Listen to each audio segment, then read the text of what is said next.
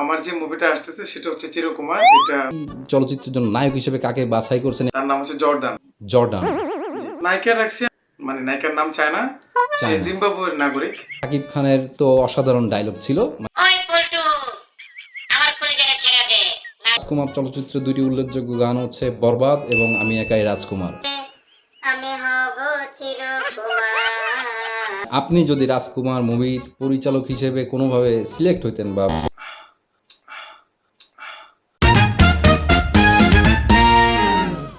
Hello আড্ডা প্রিয় বন্ধুরা, ওয়েলকাম টু আওয়ার শো। প্রতিবারের মতো আড্ডাতে আমি উপস্থিত আছি সিয়াক রাফি এবং আমাদের সাথে উপস্থিত হবে বাংলাদেশের অন্যতম জনপ্রিয় ডিরেক্টর, পরিচালক, চলচ্চিত্রকার, সুরকার, গীতিকার, মেসাকার, সারকার, একাকার, the one and only Abdul আলমিন রানা। জি রানা, আমাদেরকে শুনতে পাচ্ছেন? জি জি, শুনতে পাচ্ছি। জি, আপনাকে ধন্যবাদ। আজকে আমাদের আড্ডার মূল বিষয়বস্তু হচ্ছে বাংলাদেশের চলচ্চিত্র। এবারে ঈদে আমাদের চমক হিসাবে ছিল নাম্বার ওয়ান সাকিব খান অভিনীত রাজকুমার চলচ্চিত্রটি, যেই চলচ্চিত্রটি অলরেডি সুপারহিট। তো পরবর্তী ঈদে আপনি চমক নিয়ে কোন চলচ্চিত্রটি আমাদের জন্য উপহার দিবেন? নেক্সট ঈদে আমার যে মুভিটা আসতেছে সেটা হচ্ছে চিরকুমার। এটা নট অনলি সুপারহিট, এটা হবে ব্লকবাস্টার একটা মুভি হবে, আপনারা দেখবেন। জি অবশ্যই, ব্লকবাস্টার অথবা ব্লকবাস্টার আমরা দেখলেই বুঝতে পারবো মুভিটা আসলে আপনি কিভাবে আমাদেরকে উপহার দেন।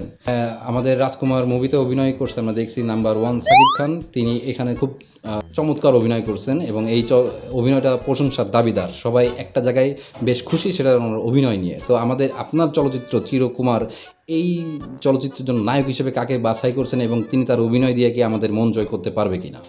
আমাদের এই চিরকুমার মুভিতে নায়ক হিসেবে দেশীয় কোনো নায়ক থাকবে না, আমাদের থাকবে বাইরের নায়ক। তার নাম হচ্ছে জর্ডান। জর্ডান।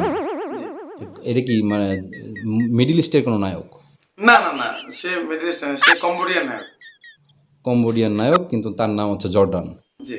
আচ্ছা, আমরা কি তাকে কখনো চলচ্চিত্র দেখছি? বিশেষ করে আফ্রিকার অনেক মুভিতে তাকে দেখা যায়।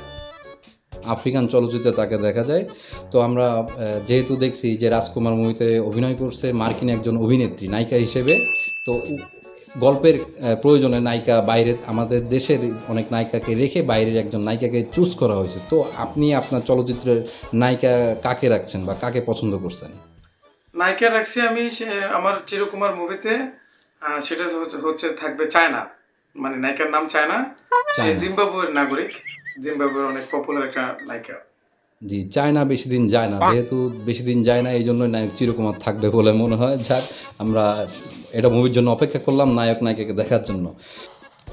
আমরা অলরেডি রাজকুমার মুভিটাকে দেখছি, আমেরিকায় শ্যুট করা হয়েছে, চিত্রগ্রহণ করা হয়েছে আমেরিকা থেকে এবং বাংলাদেশের বিভিন্ন প্লেস থেকে। তো আপনার মুভিটার চিত্রগ্রহণ কোন কোন দেশ থেকে শ্যুট করা হয়েছে এবং কয়টি দেশ থেকে করা হয়েছে?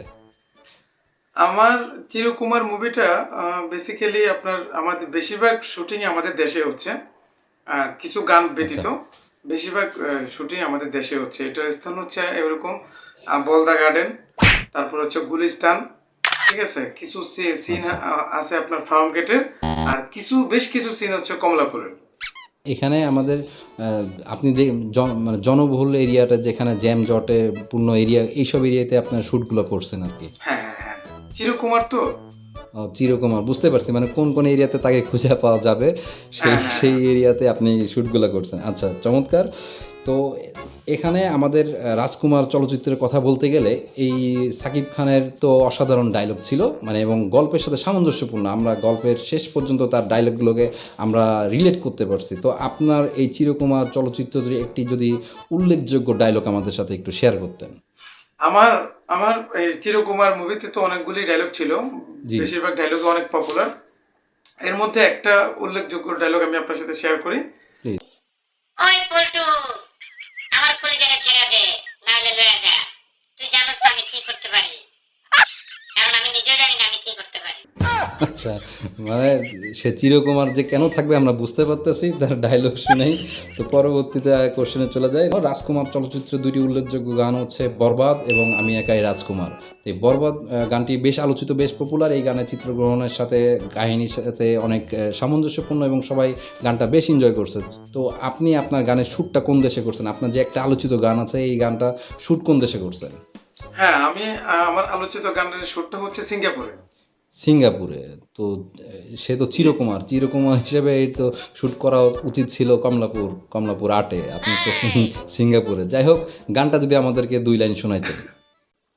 জনম জনমের ভালোবাসা তুমি যে আমার, তোমায় না পাওয়াতে আমি হব চিরকুমার, তোমায় না পাওয়াতে আমি হব চিরকুমার।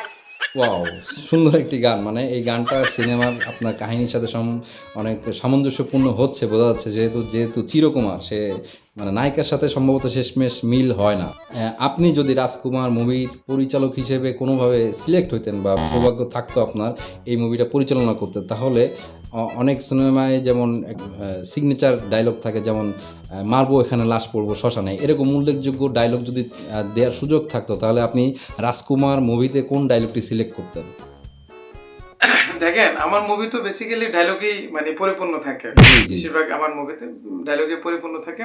রাজকুমার মুভিটা যদি আমি করতে পারতাম, তাহলে আমি উল্লেখযোগ্য ভালো একটা ডায়লগ আমি দিতে পারতাম এই মুভিতে। ওই ডায়লগটার জন্য রাজকুমার হয়তো আরো বেশি হিট আরো হইতো। আমি বেশি। এটা আপনার সাথে শেয়ার করি।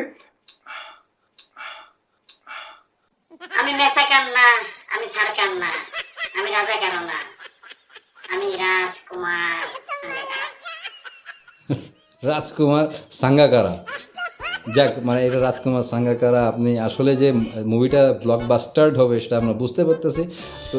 তো পরবর্তী কোশ্চেন আপনার জন্য থাকবে, রাজকুমার মুভিতে আমাদের শেষ অংশটুকু বেশ ইমোশনাল। এখানে বেশিরভাগ দর্শককে দেখা গেছে কাঁদতে কাঁদতে হল থেকে বের হইতে, এবং তারা কথাই বলতে পারতেছিল না, তারা এতটা ইমোশনাল ছিল। তো আপনি আপনার চলচ্চিত্রের নায়ক এবং নায়িকার একটা ইমোশনাল ডায়লগ যদি আমাদেরকে শোনাতেন, তাহলে আমরা বেশ ইমোশনাল হয়ে যেতাম।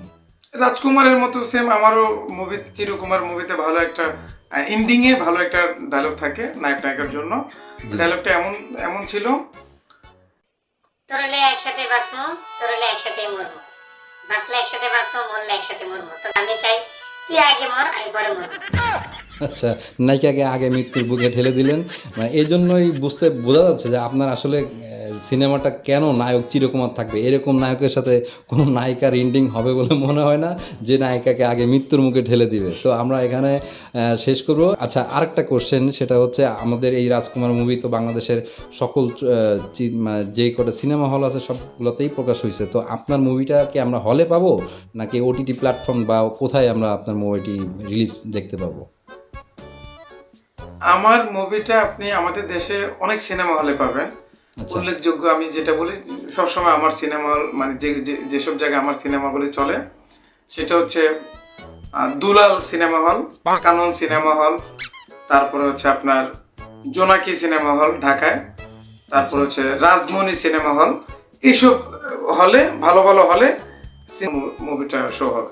মানে আপনার কাস্টমার বা আপনার দর্শক ক্যাটাগরিটা আমরা বুঝতে পারলাম। মানে মাল্টিপ্লেক্সে আপনার মুভি ঢুকবে না, এটাই বোঝা যাচ্ছে আপনার সিলেকশন অনুযায়ী। তো আমরা পরবর্তীতে ট্রাই করব যেন আপনার মুভিগুলো মাল্টিপ্লেক্সে আসুক, আমরা সবাই এনজয় করব। তো এই পর্যন্ত আজকে, পরবর্তীতে আপনার সাথে আমাদের আবার আলোচনা হবে। দর্শকরা আমাদের সাথে থাকবেন এবং চ্যানেলটিকে অবশ্যই সাবস্ক্রাইব করে রাখবেন। আজকে এই পর্যন্ত, গুড নাইট, বাই বাই।